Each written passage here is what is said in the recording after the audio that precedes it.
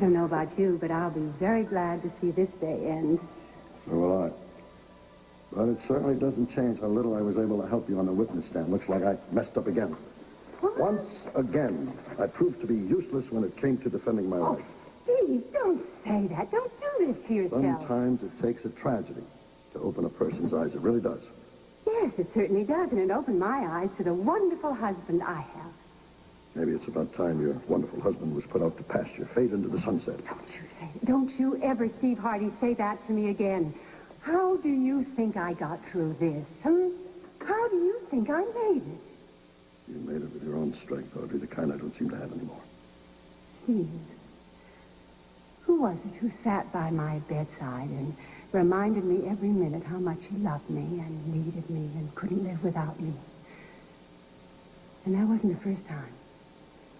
We don't have to go into that. Oh, yes, I think we do. I think it's very important that you be reminded of the deep inner strength that you have, that I depend on so much. My God, Steve, if it weren't for you, I wouldn't be here right now. Nobody can say that for sure. Oh, yes, they can. I can. You remember so many years ago when that man walked out on me and I was so devastated that I tried to kill myself? I never felt more unloved or unwanted. My confidence was shattered. My world was broken into a million pieces. I was lying there on the floor. And you, with your infinite patience and your love, you put all those pieces back together again, and you made me whole.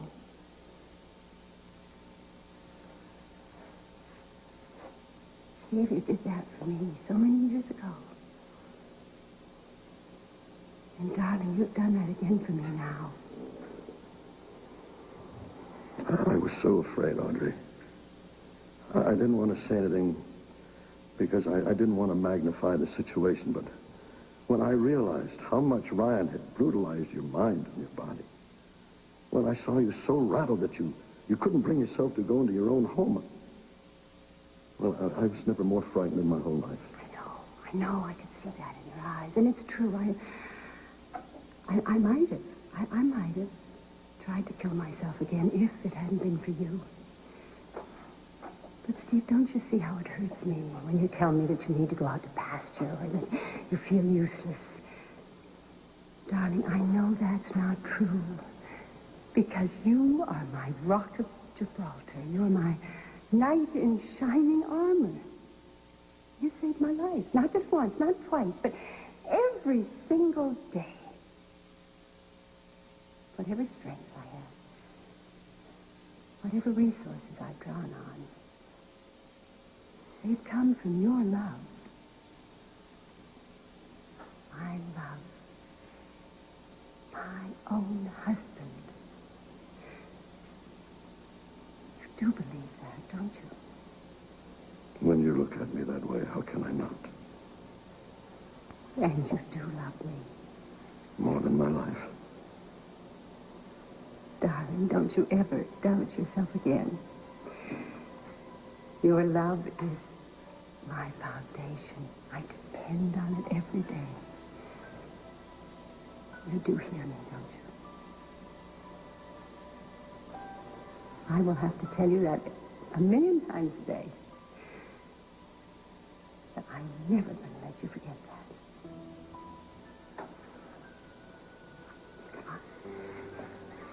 Come on. I love you. I love you.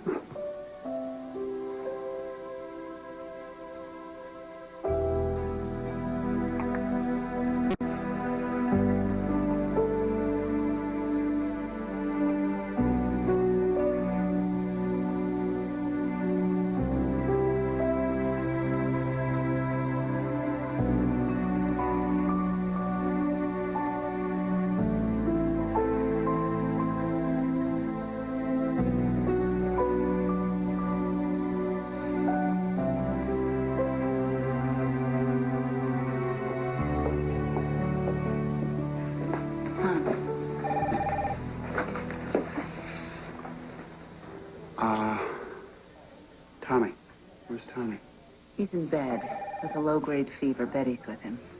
He's gonna miss the service? Yeah, I'm afraid so. And he's just as well. That's kind of a strange concept for a little kid. For all of us. Guys, I'm so sad I can hardly stand it. I'm afraid we better get used to it, though. Because without Steve Hardy at the helm, General Hospital will never be the same.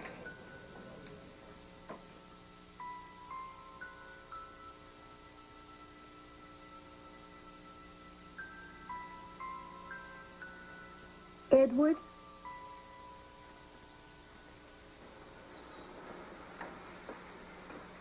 Good morning, my love.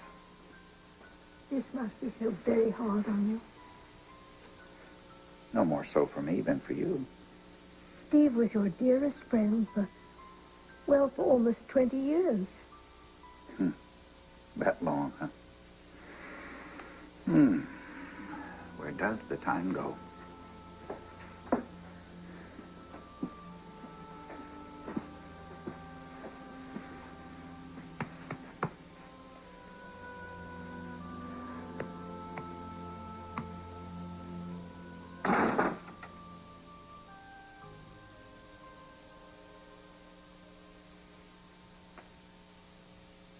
Always loved that shirt. I'm wearing the new jacket you got me. How's Lou? She's sunny and rosy, and you'd almost never know that there was anything wrong with her. Good. That's good. Yes, it is good. It's what we've all been praying for. Our daughter is healthy and thriving again. It should be a joyous moment.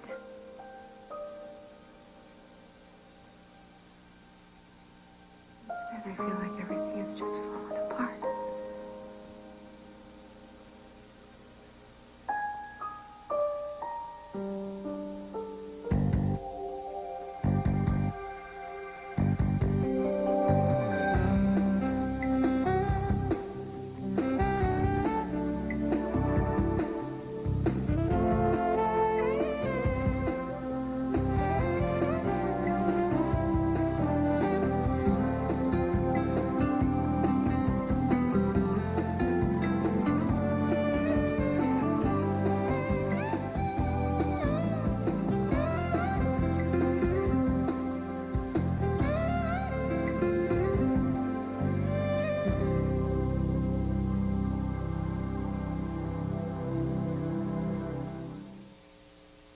I suppose Lucky is still furious.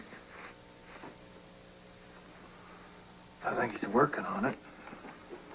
Trying to figure out what it all means. Poor kid. Something feels like he's just been drop-kicked. Well,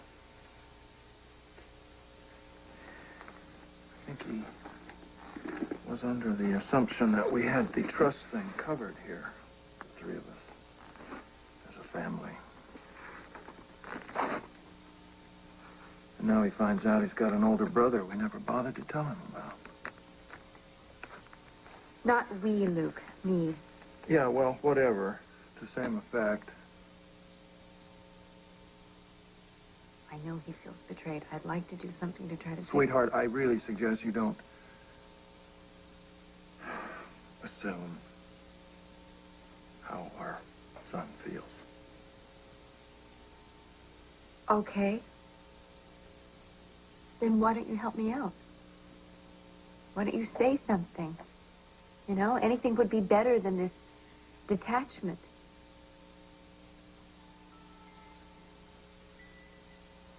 We have a memorial service to get through. Let's just do that.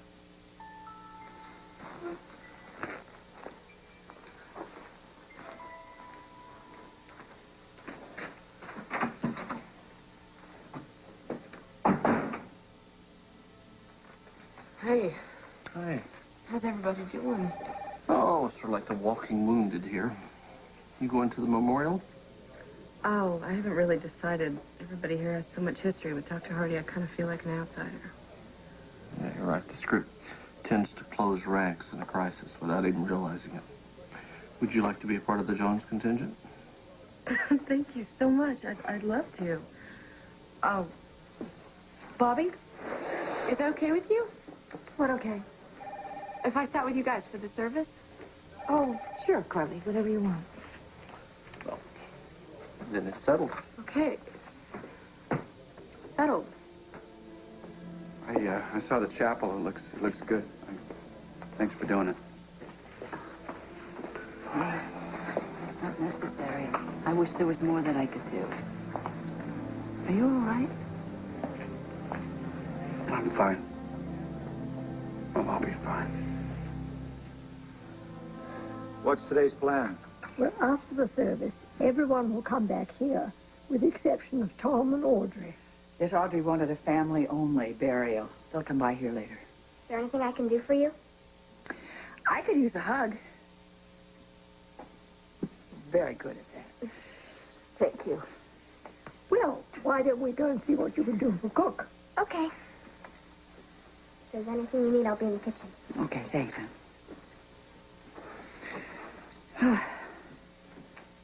Someone her age, she certainly is cognizant of death, isn't she? Mm-hmm. Hello. Good morning. Morning. Aye. Well, I'm glad you're all here. I've been doing some thinking about the state of the hospital in the wake of Steve's death. Without his steady hand, I'm afraid that GH will appear to be extremely vulnerable. Father, you may find this hard to believe, but I intend to run the hospital in the same even-handed manner that Steve did. Oh, for Pete's sake, Alan, put your ego away. I am not disparaging your integrity or criticizing your administrative skills. That's right, Dad. It only sounds and feels that way, right? Has any one of you considered the damaging effect that these HMO rumors might have? Now, the Quartermains sit on the hospital board, And above all, these family interests must be protected. Could we not do this today? You know, Grandfather, you haven't been too vocal about this whole HMO issue. Where do you stand on this? Well, I'm against anything that will lose me money. Sure. All right. A man died, Ned. A man that Edward loved. He's acting like it's nothing more than a business inconvenience. I mean, why can't he just simply let himself hurt?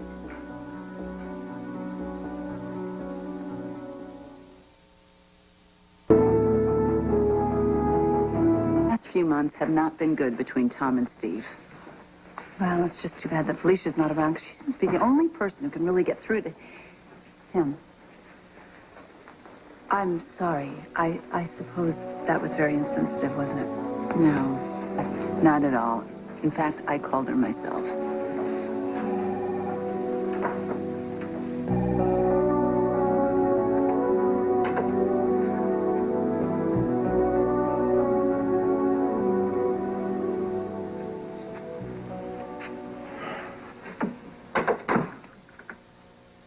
It's almost time. Yes, I know. Everyone's been so wonderful, so sympathetic and supportive. They all seem to be able to accept it. I just don't get it, that he can be gone forever. I mean, right now, I fully expected him to walk through the door. I mean, how could he not when I hear his footsteps and I smell his aftershave? That he can really be gone. What am I supposed to do without him? Just remember the good times, the love, and how lucky you were to have had it. Oh, well, you had it too.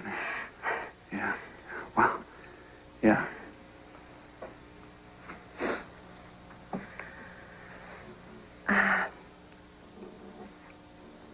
Have you thought of what you were going to say? When? service. Actually, I hadn't planned on speaking. Oh. Well, one of us has to, and I couldn't Mother, possibly. I love you. You know that. But I can't do what you're asking me. There's no way.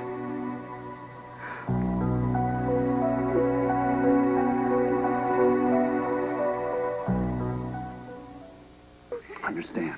Please, just understand. Tom, I don't understand. I really don't. What am I going to do? I'm going to stand up in a room full of mourners and say, here lies a man who I never figured out how to please.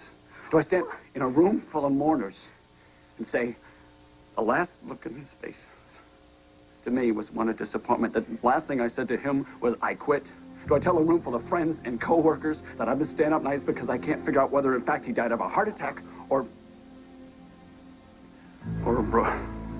broken heart? Oh, Tom.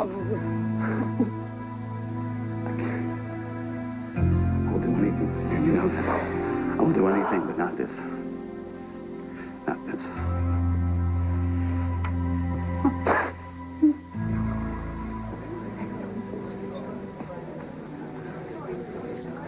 What do you do?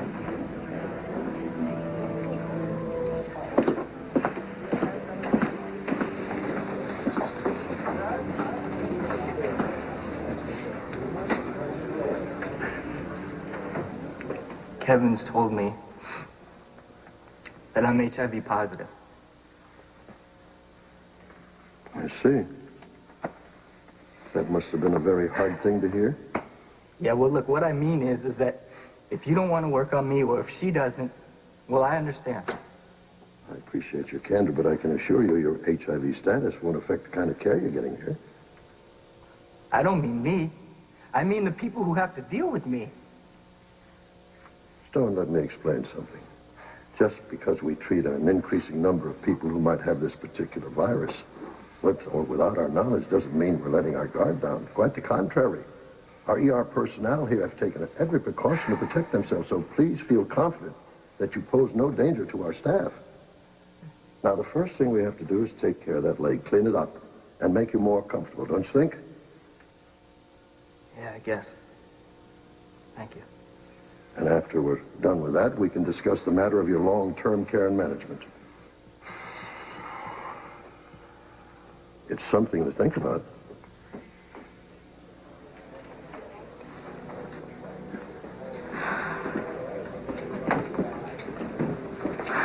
Kanan. I said I would. You want me to go? Jason, I think if you left, I'd fall on the floor and cry in the middle of next week. Well, we can't have that. Come on, let's go inside. Hi, Jason. Hi, Riley. Hey, Monica. Hello? Hello, how are you? I'm fine. How are you? Well, not so great today. I guess this doctor guy was important to a lot of people. She was. Then I'm real sorry. You ready?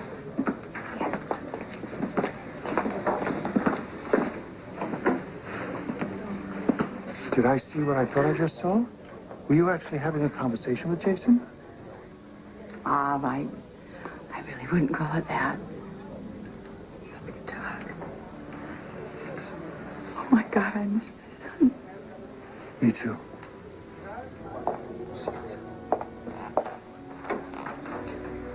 Look who's here. I wonder why. I don't know. Let's go find out, though. Come on. AJ, Keesha, it's gonna be okay.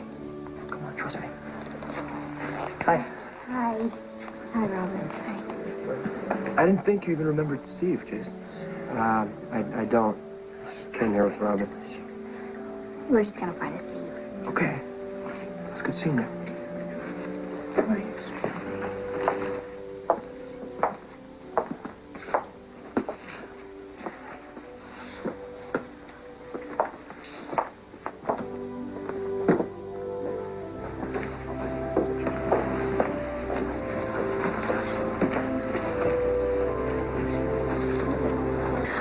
So where's Brenda? Oh, she was feeling a little under the weather. She asked me to come along to pay our condolences. Oh, well, if you're by yourself, you're welcome to come sit by us. Oh, thanks, but I have a meeting soon. I'm gonna have to leave early. Well, if you don't get a chance to see him, we'll make sure that Audrey and Tom know you were here.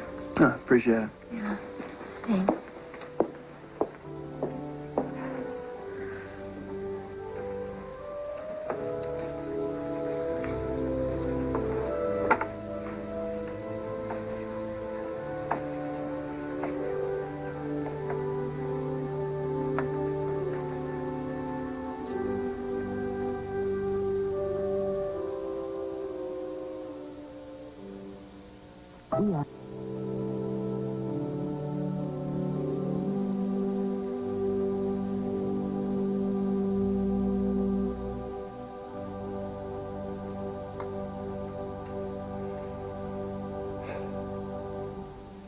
We are gathered here not to mourn someone's life, but to celebrate one. And how fitting it is that we should be doing it here at General Hospital. Because Steve Hardy was General Hospital. He devoted his entire life to this hospital. Some people even think that he actually lived in his office. It's possible.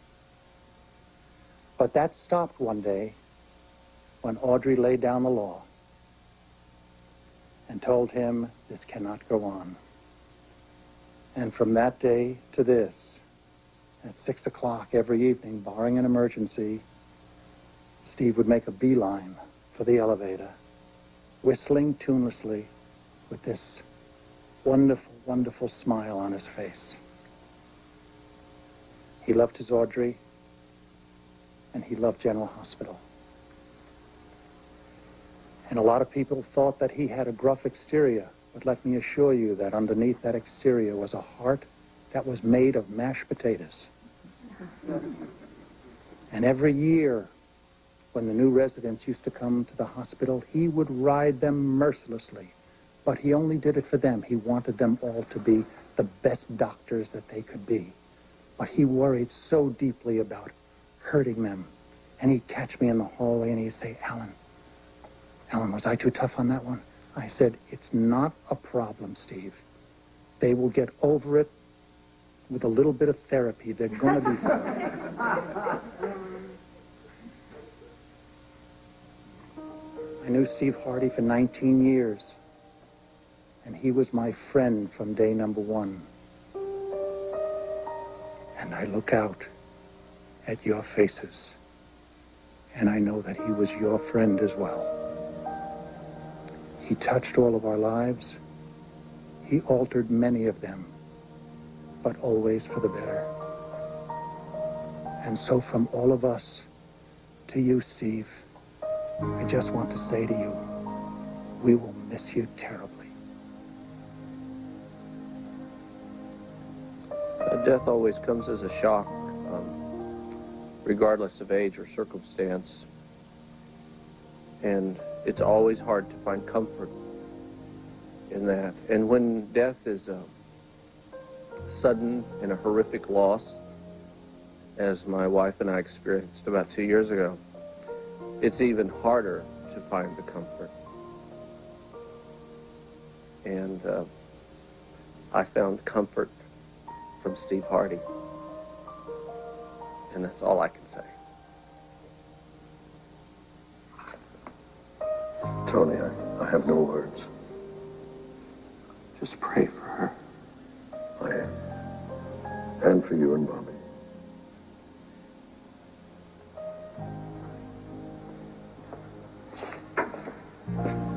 Where are you going to be for the next half hour? I'm not going anywhere. I have something to do. If there's anything I can do to help, anything at all.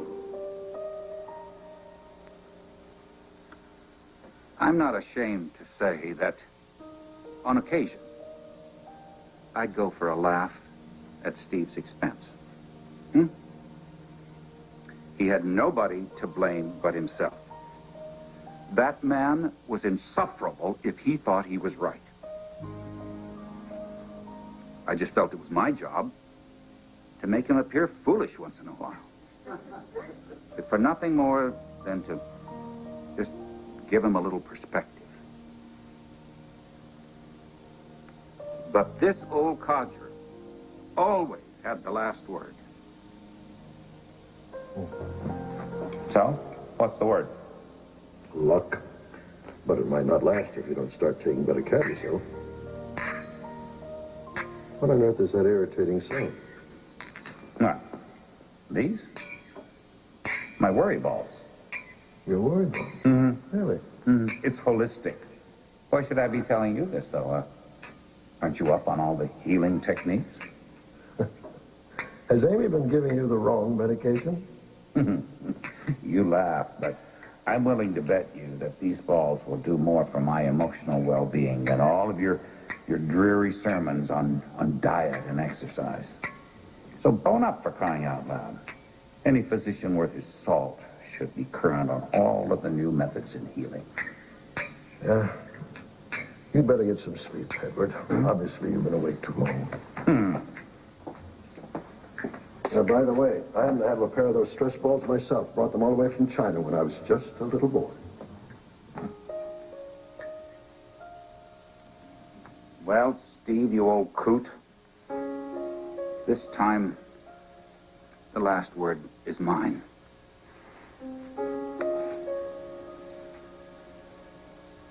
Godspeed your journey, my good, true friend.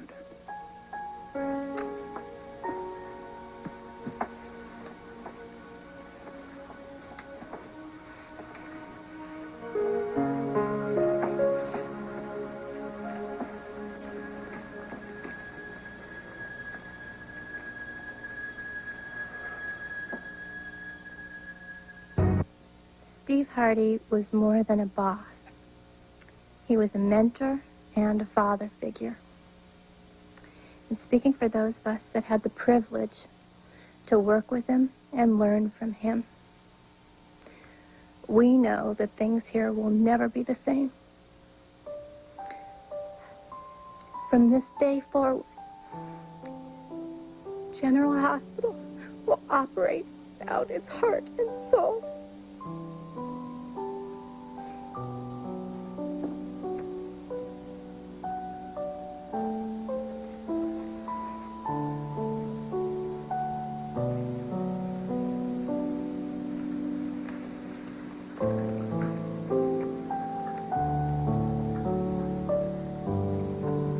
My sister Amy talked about Steve as a father figure, and I found myself agreeing wholeheartedly.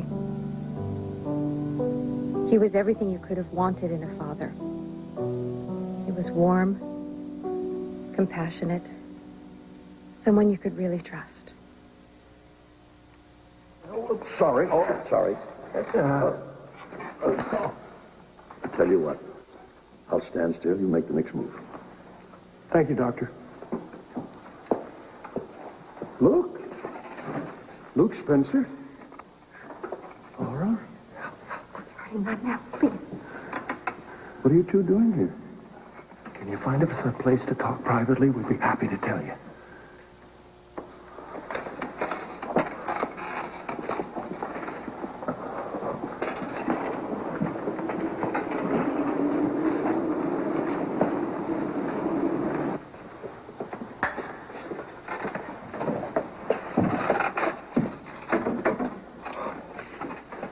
Goodness.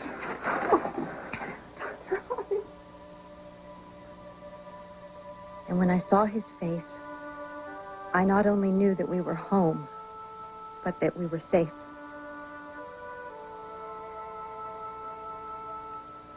You are one of a kind, Steve, and I will carry you in my heart always.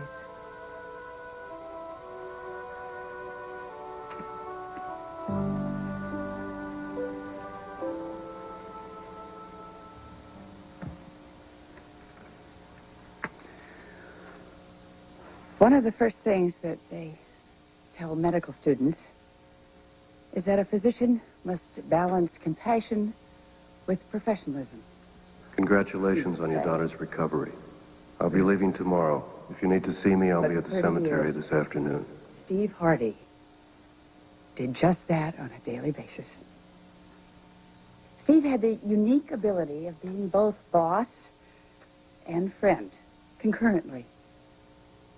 He literally could order you out of that hospital, and you'd leave that building thinking, that was the most loving thing he's ever said to me. I'm going to recommend something that I know you're not going to like. I want you to take a month off. Just go home and be a cancer patient? Why not think of it as a doctor fighting cancer in the most important patient in the world, herself? Well, those are just words. I would just feel sick and useless and alien, and that's not me. Then do it for me. Monica, you're one of the most skillful physicians in the country. You know how much I admire you as a doctor as well as a woman. Now, this hospital is extremely lucky to have you heading our cardiac unit. But we need you back full strength as soon as possible. What we don't need is the possibility of losing you for a long period of time. Now, a month may seem like an eternity to you, but to me it's a simple price to pay to have you come back in good health. I take the month off. If it's an order you want, then it's an order. Monica, please. I, of course, did not want to hear that. I wanted to keep grabbing that bull by the horns. I felt that if I just kept busy, I didn't have to deal with the pain, and therefore I didn't feel it. And I owe a large part of my recovery to the fact that Steve was wise enough to know better. And Audrey, I'm sure that there are so many times you'd rather forget that Steve put the hospital first because he was a professional and he was committed and because he never did anything halfway. And you never seemed to begrudge us. So on behalf of all the patients, and most definitely all the staff, thank you for sharing him with us.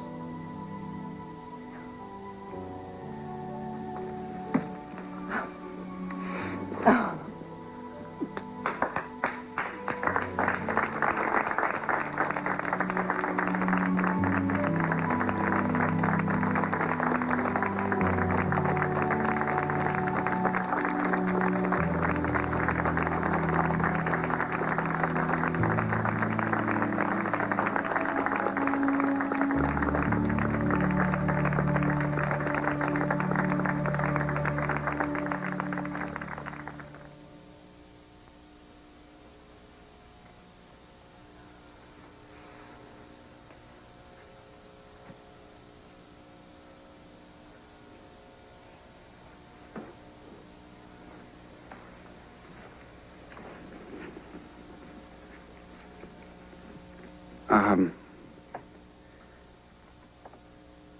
In spite of what anyone else here has said, the person who really got so much of my father's heart was my mother, his wife. And he loved her.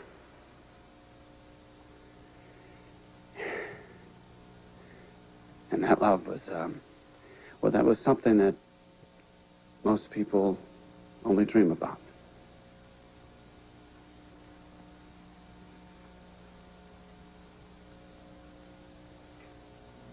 I care a great deal for you, Steve. Do you? Enough to marry me? Oh, I know it's much too soon to ask. It's out now. It's true. Audrey,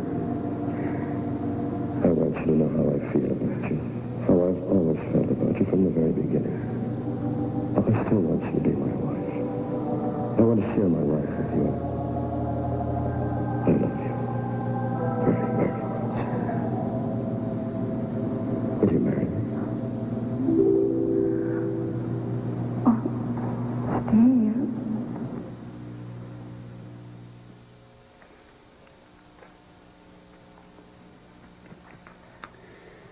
So despite the physical absence, that love will continue.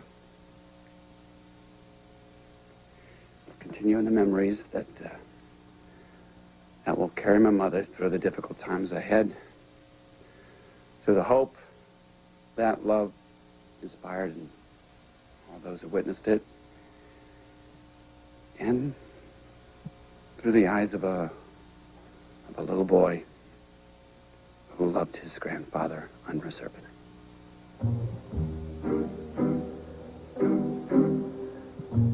It's so important to make someone happy.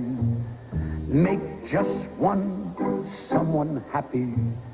Make just one heart-to-heart you. You sing to one smile that cheers you.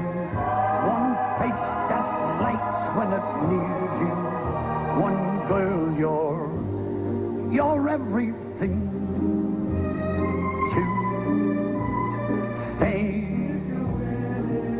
If you win it, comes and goes in a minute. Where's the real stuff in life to cling to? Love is the answer. Someone to love is the answer. Just your reassuring words and thoughts during the past years have made it very easy for me at General Hospital, and has helped me through many difficult times. And for that, I thank you. I thank you with all my heart.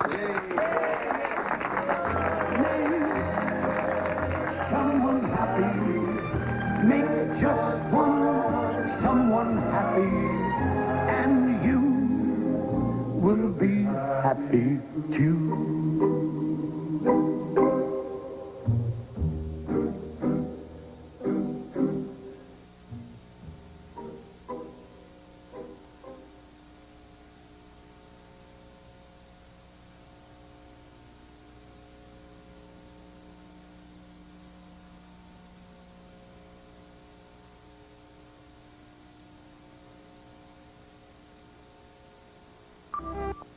A jetliner crashes.